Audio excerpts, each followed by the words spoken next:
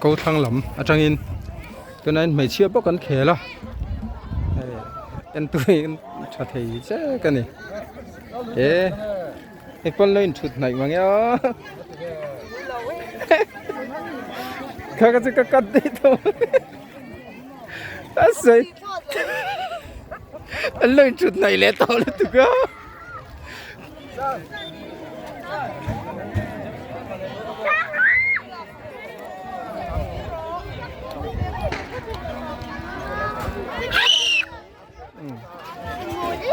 hàng ta hiện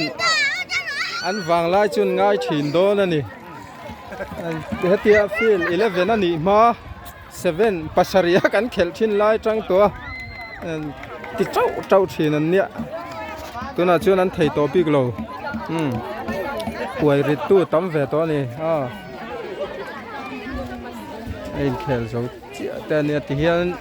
cùng lui thlahna sport thì cắn lộ anh nghe lộ tiếng thế mà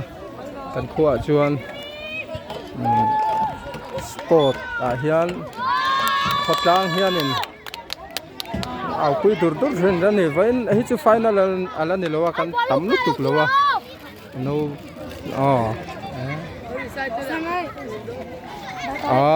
bye bye thế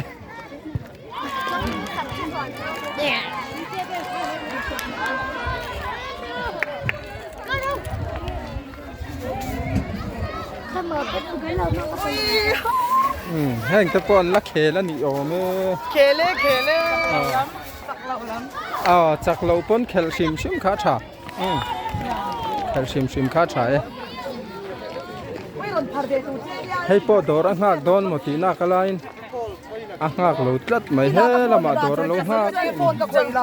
chặt lậu chứ chăm chúng nó còn trong nhà ngồi vui gì ăn ôi mi bún rồi chặt cái bò gì cái bò quẩy mặn lẩu cần khoai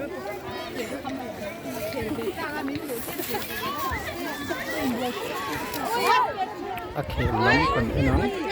thế là mà trong chuan ní